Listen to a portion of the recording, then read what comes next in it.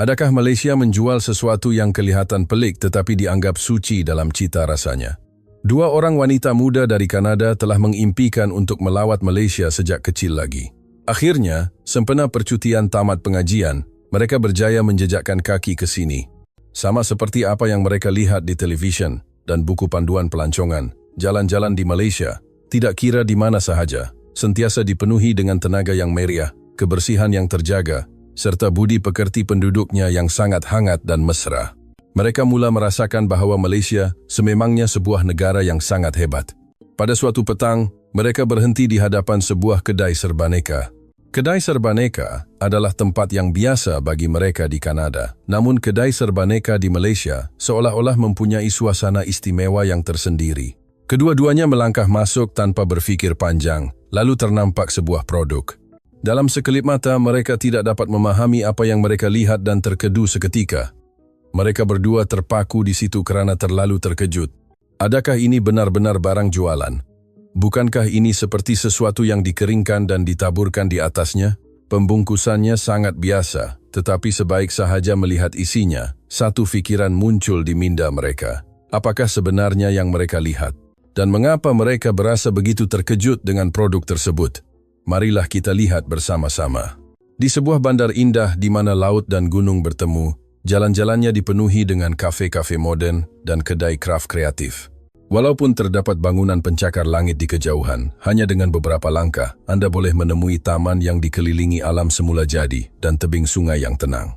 Di sudut kota seperti inilah Emily dan Sarah tinggal, dan kehidupan sekolah menengah mereka baru sahaja berakhir. Hujung bulan Jun, waktu yang mengumumkan bermulanya cuti musim panas. Bagi mereka yang baru menanggalkan seragam sekolah, tamat pengajian bukanlah pengakhiran, tetapi pintu masuk ke impian yang telah lama dipendam. Ya, pada musim panas sebelum melangkah ke universiti ini, mereka mahu pergi bercuti tamat pengajian, dan tempat yang berjaya menambat hati mereka adalah sebuah negara di Asia Tenggara, Malaysia. Minat mereka terhadap Malaysia bermula sejak kecil lagi apabila menonton sebuah drama popular yang berlatar belakangkan negara itu. Paparan di skrin menunjukkan pasar malam yang riuh rendah, masjid dan kuil yang tenang, serta orang-orang yang ketawa di bawah cahaya lampu kota yang berwarna-warni. Tanpa sadar, pemandangan di skrin televisyen itu berubah daripada impian menjadi matlamat. Daripada suatu hari nanti saya ingin pergi menjadi sekarang adalah masanya untuk pergi. Walaupun semasa menghadapi peperiksaan dan memikirkan masa depan, mereka tidak pernah melupakan impian ini. Kini, setelah tamat sekolah menengah, keinginan mereka akhirnya menjadi kenyataan. Bolehkah kami pergi ke Malaysia semasa cuti musim panas ini? Suatu hari, Emily mengemukakan soalan itu dengan berhati-hati.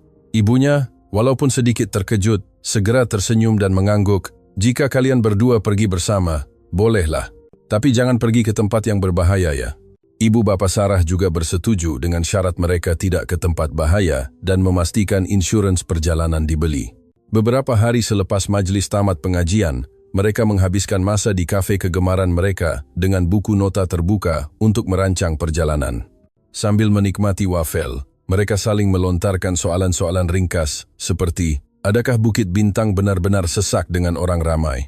Atau, bolehkah pelancong masuk ke dalam Batu Caves? Tidak lama kemudian, rancangan konkret mula tercipta. Contohnya, makan tengah hari di Jalan Alor, bergambar memakai baju tradisional di Melaka, dan setiap malam impian itu terasa semakin nyata, seolah-olah sudah berada di depan mata. Itu adalah waktu istimewa yang tidak dapat digantikan. Akhirnya, hari yang dinantikan tiba.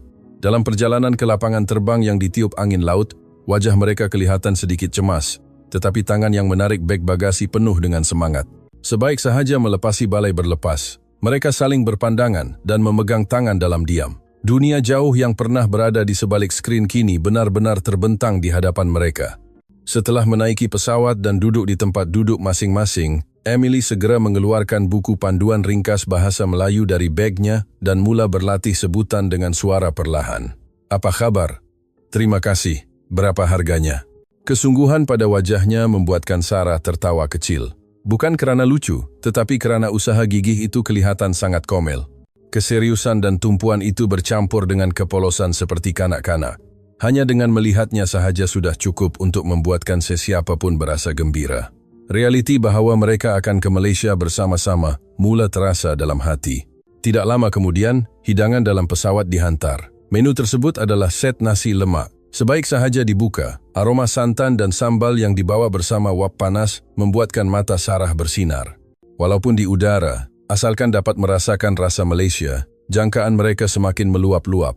Melihat senario ini, Emily tersenyum tenang, sambil berpikir dalam hati bahwa rasa yang asli pasti lebih daripada ini.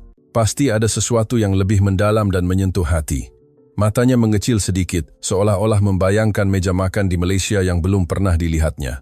Selepas itu, video pelancongan yang dipaparkan di skrin menarik perhatian mereka.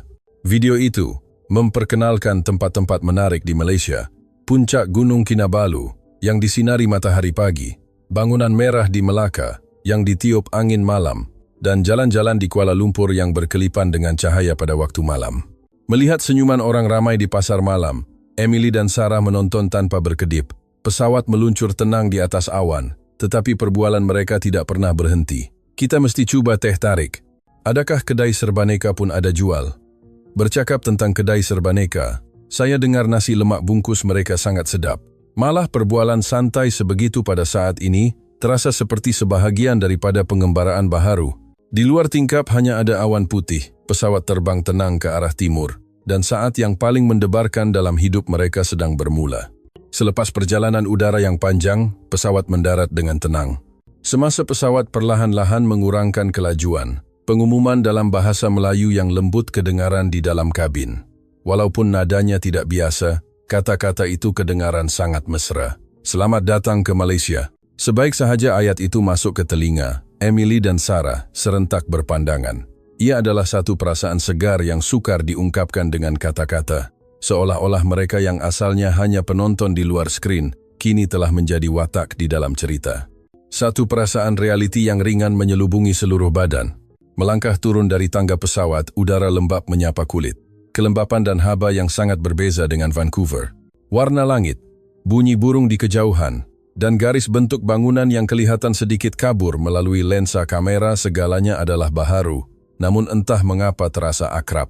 Emily dan Sarah berhenti seketika dan melihat sekeliling, seolah-olah mahu memahat pemandangan ini ke dalam ingatan mereka. Kita akhirnya sampai ke Malaysia, kata Sarah. Emily mengangguk perlahan. Semasa beratur untuk pemeriksaan imigresen, wajah mereka masih membawa sedikit ketegangan. Lapangan terbang negara asing, bahasa yang berbeza, serta pegawai yang bakal ditemui. Namun apabila pegawai lelaki di sebalik kaunter menunjukkan senyuman yang lembut, suasana tegang itu segera reda. Cara dia mengambil pasport, mengesahkan butiran yang perlu, suaranya dan nadanya, semuanya begitu santai dan berbudi bahasa. Malah apabila Emily sedikit tersasul, pegawai itu tidak mendesak, sebaliknya berhenti sejenak dan terus menerangkan dengan bahasa Inggris yang lembut. Selepas mengambil bagasi dan melewati pintu automatik, seorang petugas berpakaian seragam menyapa mereka. Mereka menyangka ia adalah panduan rutin, tetapi nada suaranya sangat semula jadi, membawa kehangatan seperti menyapa rakan yang tersesat. Adakah Anda tahu jalan ke hotel? Menghadapi soalan ini, Sarah terkedu seketika dan Emily juga membesarkan matanya sedikit. Keprihatinan itu begitu halus, sehingga mereka pada mulanya tidak menyadari bahwa itu adalah bantuan arah. Rasanya bukan seperti disapa, tetapi seperti dilindungi. Dengan perasaan itu, mereka berdua menuju ke perhentian teksi. Tidak lama kemudian, mereka menaiki teksi. Perkara pertama yang menarik perhatian adalah tempat duduk yang bersih dan pemandu yang peramah. Pemandu yang memakai kemeja kemas membuatkan kendaraan harian ini terasa profesional. Pemandu itu melihat melalui cermin pandang belakang, tersenyum dan bertanya destinasi dalam bahasa Inggris. Walaupun logatnya pekat, keikhlasannya dapat dirasakan. Setelah diberitahu nama hotel, pemandu itu mengangguk dan memulakan perjalanan. Di dalam teksi, musik pop rancak dimainkan dan lampu malap dipasang supaya tidak mengganggu pemandangan di luar. Apabila kereta berhenti di lampu isyarat merah, pemandu bertanya, "Datang bercuti ke? Selamat datang ke Malaysia." Suara itu walaupun tidak fasih, mempunyai kehangatan yang sampai ke lubuk hati. Sarah dan Emily secara semula jadi menjawab dengan mesra. Dalam perbualan singkat itu, mereka merasakan ketegangan semakin pudar, dan senyuman lembut kembali menghiasi wajah mereka. Tiba di hotel, teksi berhenti perlahan. Dari tingkap kereta, mereka melihat seorang penyambut tetamu berdiri tegak dengan pakaian seragam yang rapi. Sebaik melangkah masuk ke lobi, udara sejuk serta suara lembut menyambut mereka. Selamat datang. Kaki tangan wanita di counter mengangguk hormat sambil tersenyum. Pada saat itu, Emily seolah-olah terhenti nafasnya. Pemandangan itu terasa sedikit tidak realistik, seperti babak dalam film. Proses daftar masuk berjalan lancar. Memahami kebimbangan mereka tentang bahasa, kaki tangan itu menjelaskan setiap perkara dengan teliti menggunakan campuran bahasa Inggris dan Melayu. Ini membuatkan mereka berasa sangat selamat. Emily memegang kad bilik dengan lembut, manakala Sarah berkata, akhirnya terasa seperti realiti. Mereka menarik bagasi menuju ke lift, masuk ke dalam bilik dan menarik langsir. Di luar jendela adalah cahaya lampu yang tidak terkira banyaknya menerangi langit malam. Cahaya dari celah-celah bangunan tinggi, aliran kendaraan yang tidak putus-putus, dan di kejauhan, cahaya menara berkembar Petronas, KLCC, yang berkelipan. Melihat pemandangan ini, Emily bergumam, ini benar-benar dunia yang lain. Sarah hanya memandang keluar tingkap dan mengangguk. Walaupun belum menjejakkan kaki ke satu pun tempat pelancongan, hati mereka sudah dipenuhi dengan emosi yang sukar digambarkan. Keesokan paginya, cahaya matahari yang lembut masuk ke dalam bilik hotel. Emily dan Sarah bangun hampir serentak. Mereka menggosok mata dan saling berpandangan, tiada lagi rasa mengantuk, seperti kanak-kanak yang menantikan rombongan sekolah. Mereka melompat dari katil dan mula bersiap. Masalah perbezaan waktu yang dibimbangkan sebelum ini nampaknya tidak memberi kesan. Hati mereka sudah bersedia untuk pengembaraan baharu hari ini. Destinasi hari ini adalah sebuah pusat beli belah besar di Kuala Lumpur. Ruang yang menggabungkan tradisi dan kemodenan itu adalah antara tempat yang paling mereka nantikan. Berjalan kaki beberapa menit dari hotel, mereka merasai tenaga kota menuju ke stesen LRT terdekat. Udara pagi di tanah asing terasa segar, malah kesesakan waktu puncak pun memberikan kesan yang teratur. Tiba di stesen, Sarah menarik nafas dan berkata, stesen kereta api di Malaysia sangat efisien. Suaranya penuh kejutan dan kekaguman. Orang ramai agak ramai, tetapi tidak terasa huru-hara. Emily menambah, dan ia sangat bersih. Dia melihat orang ramai yang beratur dengan kemas. Walau kemana sahaja mereka memandang, mereka merasakan ketertiban Malaysia terpancar dalam senario harian ini. Apa yang lebih mengejutkan adalah papan tanda arahan yang jelas dan teratur. Bukan sahaja dalam bahasa Melayu, tetapi juga bahasa Inggris, Jepun, dan Korea. Sangat prihatin, mereka berdua tersenyum. LRT bergoyang melewati beberapa stesen sebelum pemandangan destinasi muncul di luar tingkap. Sebaik keluar dari stesen dan menaiki tangga, sebuah bangunan gergasi muncul. Bangunan itu memancarkan aura yang lebih daripada sekadar pusat beli belah biasa. Mereka melangkah masuk. Pintu otomatik terbuka, dan udara sejuk menyelubungi mereka. Lampu lembut dari siling, musik latar yang tenang dimainkan di setiap tingkat. Barangan runcit, pakaian, kosmetik, dan makanan tersusun dengan sangat rapi. Setiap zon kelihatan seperti pentas yang dihias teliti. Adakah ada orang yang sentiasa mengemasnya? Tanya Emily dengan penuh hormat. Mereka menuju ke kaunter kosmetik. Seorang juru jual segera mengangguk dan berkata dengan lembut, selamat datang, boleh lihat-lihat dahulu. Dia mengekalkan jarak yang sesuai, tidak mendesak, memberikan rasa selesa. Apabila mereka bertanya tentang produk, juru jual itu menjawab dengan bahasa Inggris yang lancar. Bukan sekadar bahasa, tetapi gerak tangan, pandangan mata, dan ekspresi wajahnya memancarkan keinginan untuk berkomunikasi dan kehangatan. Mereka benar-benar kagum dengan kehalusan budi pekerti itu. Semasa menaiki eskalator ke tingkat lain, Emily berhenti. Dia berbisik kepada Sarah, lihat, walaupun tiada orang yang bercakap kuat, suasananya sangat hangat. Walaupun tenang, ia tidak terasa dingin. Sarah melihat sekeliling. Memang benar, tiada jeritan, tiada yang tergesa-gesa, tetapi ia bukan suasana yang kaku. Orang berjalan dengan tenang, mengambil barang, dan meletakkannya kembali dengan lembut.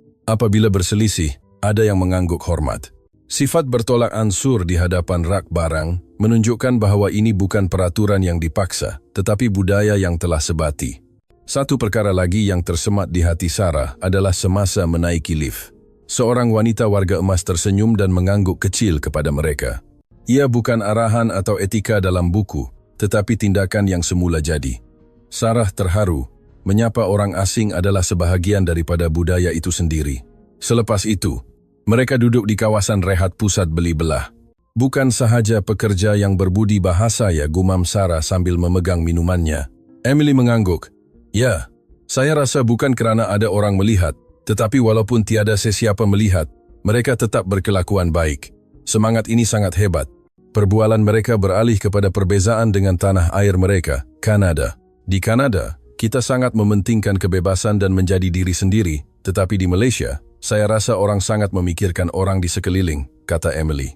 Sarah terdiam sejenak. Keprihatinan yang lahir secara semula jadi itu adalah sesuatu yang tidak pernah mereka rasai sebelum ini. Bukan bermakna mana-mana pihak lebih baik, tetapi dapat melihat perbezaan ini membuatkan saya gembira. Akhirnya, mereka sampai ke tingkat makanan di tingkat bawah. Turun dari eskalator, mereka melihat kawasan jualan yang kelihatan seperti galeri seni. Kek nanas dengan pembungkusan indah, kotak bento yang disusun warna-warni setiap barangan, nampak sangat cantik, sehingga mereka terlupa bahwa itu adalah makanan. Ini lebih kepada karya seni daripada makanan, puji Emily. Ya, budaya menghargai kecantikan dan kesungguhan dalam butiran kecil ini benar-benar menyentuh hati, balas Sarah. Tanpa sedar beberapa jam telah berlalu, tetapi ia bukan sekadar membeli belah. Mereka mendapat pengalaman berharga daripada tingkah laku setiap orang yang ditemui. Setelah selesai, Emily dan Sarah memutuskan untuk berjalan kaki pulang ke hotel sambil membawa beg kertas mereka. Cahaya senja mula mewarnai bangunan kota. Tiba-tiba, sebuah cahaya terang muncul di hadapan kaki lima. Ia adalah sebuah kedai serbaneka kecil dengan papan tanda berwarna-warni dan cermin yang bersih. Mau masuk tengok? Ajak Emily. Ya, saya pun ingin tahu tentang kedai ini, jawab Sarah. Pintu terbuka dengan bunyi elektronik yang lembut. Pemandangan di dalam jauh melampaui jangkaan mereka. Walaupun ruangnya tidak besar, ia seperti pasar raya mini. Barang tersusun sangat cantik dan kemas. Makanan, barangan harian, alat tulis semuanya kecil dan praktikal. Hebatnya, semua ada, kata Emily. Di satu sudut, sekeping nota kecil bertulis tangan menarik perhatian mereka. Lukisan komel dengan pen penanda dan tulisan yang kemas, seolah-olah surat pendek yang ditulis dengan hati. Malah sekeping kertas kecil ini membuatkan mereka merasai ketelitian tempat ini. Kemudian Emily berhenti di hadapan sebuah tanda. Lihat, ia tertulis, buka 24 jam. Sarah terkejut. Rak yang tersusun rapi ini dijaga oleh seseorang siang dan malam. Langkah mereka terhenti di bahagian roti. Di dalam rak lut sinar, tersusun rapi pelbagai jenis roti. Sarah mengambil satu roti. Ini nampaknya mudah dimakan dengan sebelah tangan. Emily juga mengambil satu. Rupa luarannya pun komel, seperti hadiah. Mereka berdiri di hadapan rak itu dengan rasa kagum yang murni. Menuju ke kaunter bayaran, mereka melihat barisan orang yang terbentuk secara semula jadi tanpa bising. Di belakang mereka adalah seorang lelaki berpakaian pejabat. Walaupun nampak terburu-buru, dia mengekalkan jarak yang sesuai. Walaupun nampak sibuk, tiada siapa yang mendesak, bisik Emily.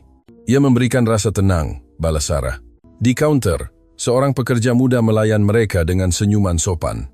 Apa kabar? Katanya lembut. Dia mengimbas kod bar dan bertanya sama ada mereka memerlukan beg plastik atau sudu dengan sangat teliti. Semua gerakannya efisien tetapi berbudi bahasa. Sarah dan Emily merasa dihargai sebagai pelanggan.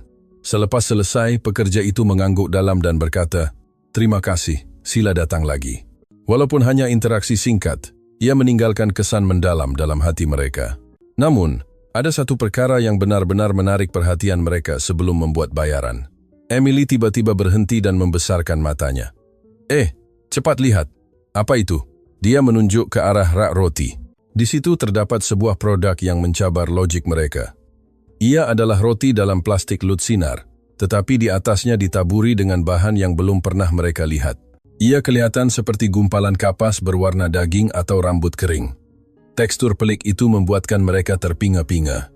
Roti apa ini? Kenapa ada benda berbulu di atasnya? Sarah hampir ketawa. Dia mengambil satu dan membaca labelnya. Roti meat floss, roti serunding, daging. Otak mereka dipenuhi tanda tanya. Daging? Mereka tahu roti, mereka tahu daging. Tetapi idea daging seperti serat rambut ditaburkan di atas roti adalah sesuatu yang tidak masuk akal bagi mereka. Bagi rakyat Malaysia, roti serunding adalah sesuatu yang biasa, klasik, dan menjadi memori zaman kanak-kanak. Roti lembut yang disapu lapisan mayonis dan ditaburi serunding daging yang melimpah. Rasa masin dan manis yang bergabung telah menjadi sebahagian daripada selera tempatan. Namun bagi Emily dan Sarah, ini adalah sesuatu yang tidak diketahui. Adakah ini makanan jenaka di Malaysia? Nampaknya seperti daging kering yang dicarik-carik, kata Sarah dengan muka keliru. Namun Emily mempunyai pandangan berbeza. Matanya bersinar dengan perasaan ingin tahu dan semangat pengembaraan. Sejak perjalanan ini bermula, mereka telah menemui banyak perkara di luar jangkaan. Memandangkan kita sudah sampai di sini, mari kita coba, ajak Emily. Sarah mengeluh tetapi tersenyum. Betul juga, perjalanan adalah untuk menemui perkara yang kita tidak faham. Mereka membeli roti serunding tersebut dan menuju ke sebuah taman kecil berhampiran hotel. Cahaya malam yang tenang menjadikannya tempat berehat yang sesuai. Mereka duduk di kerusi taman dan mengeluarkan roti tersebut. Betul kena makan nih? Tanya Sarah ragu-ragu. Kalau lari sekarang, ruginya percutian ini. Balas Emily berani. Mereka membahagi 2 roti itu, dan dengan kiraan 1, 2, 3, mereka menggigitnya serentak. Satu saat, masa seolah-olah terhenti.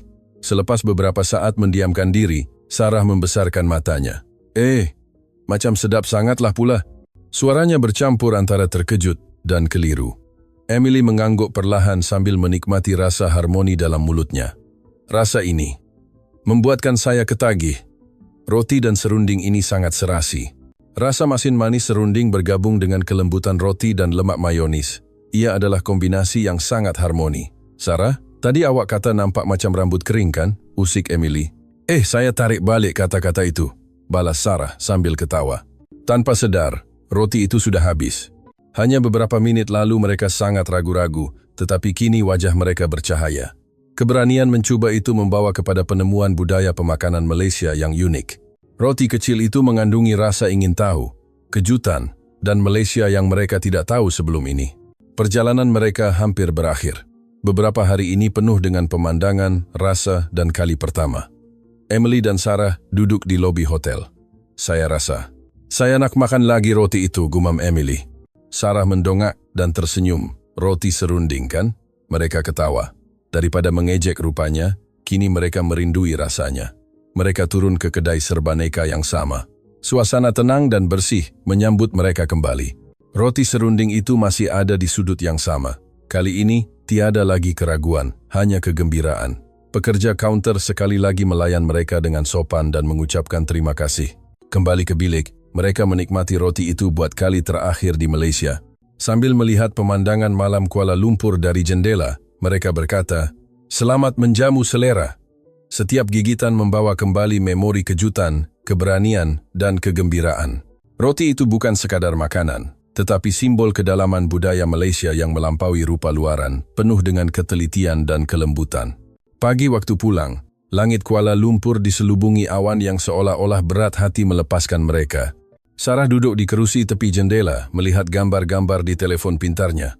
Senyuman semasa minum teh tarik, saat berdoa di hadapan kuil, suasana Bukit Bintang yang sesak, dan gambar mereka berdua, ketawa memegang roti serunding di taman. Memori itu bersinar seperti permata dalam hati Sarah. Rasa macam membazir kalau simpan dalam telepon saja, katanya. Sarah memilih gambar mereka memegang roti serunding pada waktu senja sebagai hantaran media sosial. Teks yang ditulisnya, roti dengan serunding daging di atasnya. Biar betul, pada mulanya saya pikir ia pelik, tetapi selepas makan, saya rasa mahu menangis kerana sedap. Dia menekan butang hantar semasa di dalam bas, menuju ke lapangan terbang. Dia tidak menyangka bahawa itu adalah permulaan kepada cerita seterusnya. Semasa bas bergerak meninggalkan kota Kuala Lumpur yang sibuk, telefon Emily bergegar tanpa henti. Notifikasi masuk bertubi-tubi.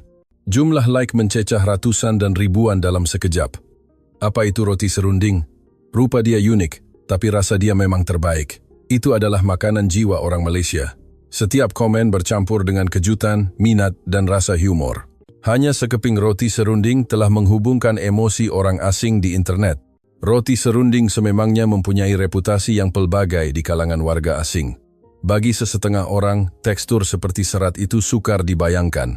Namun di Malaysia, roti ini adalah sebahagian daripada kehidupan seharian sarapan pagi, snack selepas sekolah, atau bekal perjalanan. Ia telah menyerap masuk ke dalam budaya populer. Emily melihat skrin teleponnya. Ramai yang kata mereka pernah nampak roti ini dalam drama Malaysia. Sarah mengangguk. Ya, saya baru teringat. Ada babak pelajar makan roti ini sebelum masuk kelas. Mereka ketawa mengenangkan betapa seriusnya mereka mencuba roti yang mereka anggap fiksyen dalam drama itu. Beberapa hari selepas kembali ke Kanada, di sebuah petang yang cerah di Vancouver, Emily dan Sarah duduk di sebuah kafe terbuka. Di hadapan mereka adalah telepon pintar yang memaparkan gambar roti serunding itu.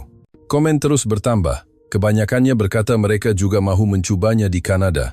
Satu idea mula timbul dalam fikiran mereka, untuk membuat roti serunding sendiri. Mereka mahu menghasilkan semula tekstur roti yang lembut dan keseimbangan rasa yang sempurna untuk disesuaikan dengan selera orang Kanada. Mereka mula menyenaraikan bahan-bahan yang boleh dibeli di pasar raya Asia tempatan. Idea ini mula menjadi konkret daripada peralatan memasak hinggalah rancangan menyertai pasar tani farmers market. Malah mereka terfikir untuk mengubah garaj rumah Emily menjadi dapur kecil khusus untuk jualan bawa pulang. Sarah mendongak melihat langit biru Vancouver. Perjalanan ke Malaysia, kedai serbaneka itu, dan gigitan pertama roti itu semuanya terasa saling berkait. Pertemuan itu mungkin satu kebetulan, atau mungkin takdir. Bagi mereka, roti serunding bukan lagi sekadar roti. Ia melambangkan kelembutan, kreativiti, dan kejutan dari Malaysia. Kini, roti serunding bukan sahaja terkenal di Malaysia, tetapi mula berkembang ke dunia luar. Di banyak kedai roti Asia di bandar-bandar Amerika Utara, ia menjadi barangan populer. Roti serunding mungkin hanya sebahagian kecil daripada rutin harian Malaysia, tetapi bagi Emily dan Sarah, ia telah menjadi jambatan yang menghubungkan dua budaya. Perlawanan mereka di Malaysia telah berakhir, tetapi pengembaraan baharu mereka di Kanada baru sahaja bermula. Roti dari negara asing itu sedang merentasi lautan untuk melakar cerita baharu.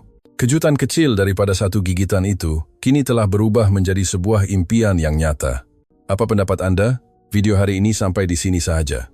Saya menantikan perkongsian perasaan Anda di ruangan komen. Terima kasih kerana menonton sehingga tamat. Kita jumpa lagi dalam video akan datang. Yeah!